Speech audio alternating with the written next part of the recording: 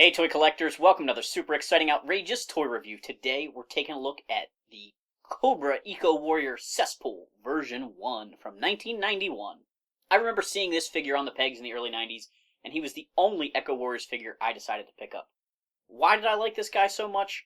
I was excited at the chance to get a new member of the Cobra hierarchy. Like Destro or Major Blood, Cesspool could join the ranks of advisors to Cobra Commander, and I thought that was a cool concept. Plus, he's got that gnarly face. The figure I'm using in this review is actually my childhood Cesspool, all but his helmet. I did have to replace that because some point in time I lost the little rebreather piece to his helmet. I found Cesspool to be a very interesting figure as a kid. He's this generic old man with this horrible disfigurement to his face.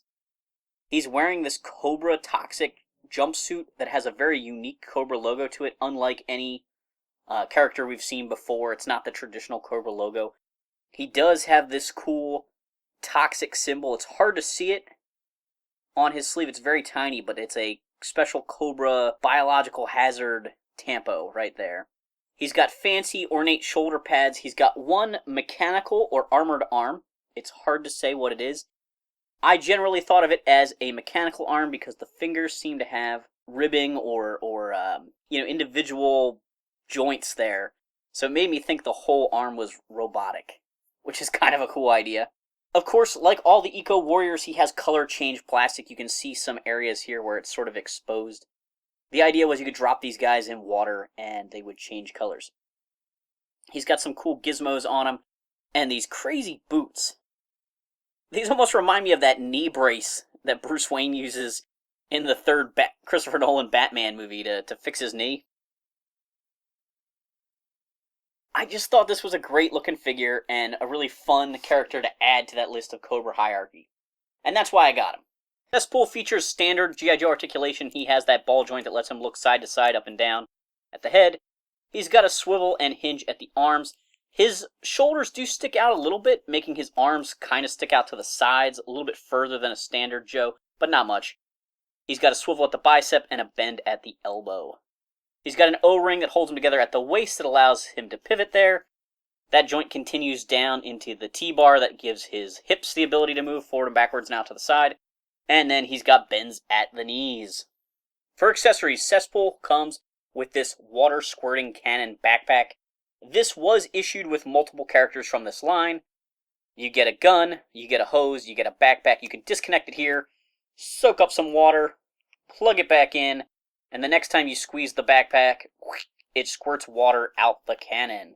As mentioned before, Cesspool comes with his helmet. It's actually two pieces. The rebreather is glued in. I noticed that mine came out as a kid at one point, and I used to take it in and out occasionally. But I was very good at keeping track of it. I don't know what happened to it, though. Eventually, one day, it was just gone. Cesspool's final accessory is this giant kick-butt chainsaw accessory that really makes Buzzer, the Dreadnought, who's known for his chainsaw, kind of embarrassing. Buzzer's chainsaw is just so much less impressive when compared to Cesspool's. Let's see if we can activate Cesspool's color change feature. You can see some areas on him that are different colors. Let's see if they'll brighten up in some warm water.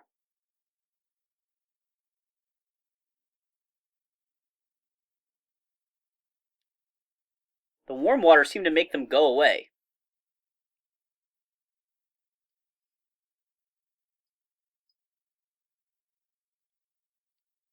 Yeah, the warm water makes the battle damage go away, so let's try some ice water and see what happens to these guys. Alright, let's try this again.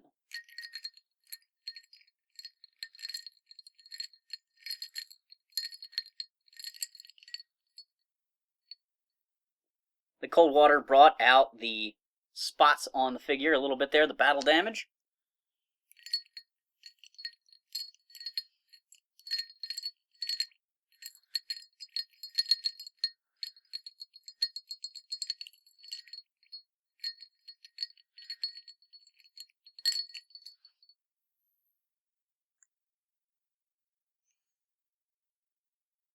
My childhood figure definitely seems to work better, get the battle damage to show up more.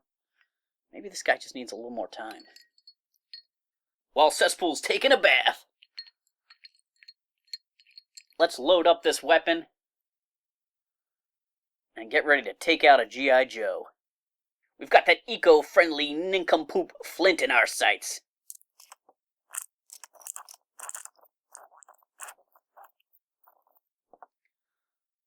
It was enough to knock him over, but I don't...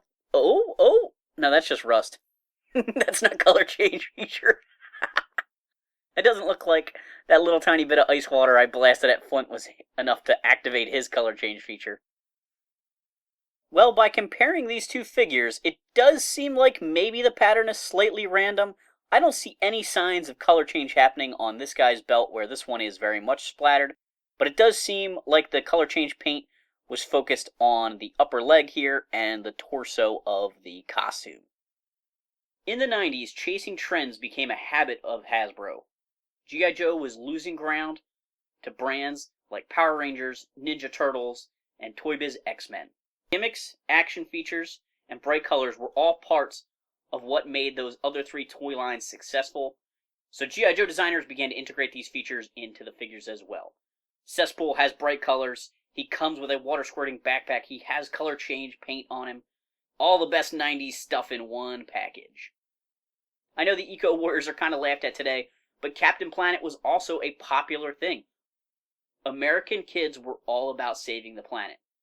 I bet your elementary school class adopted a manatee or a humpback whale. I know mine did.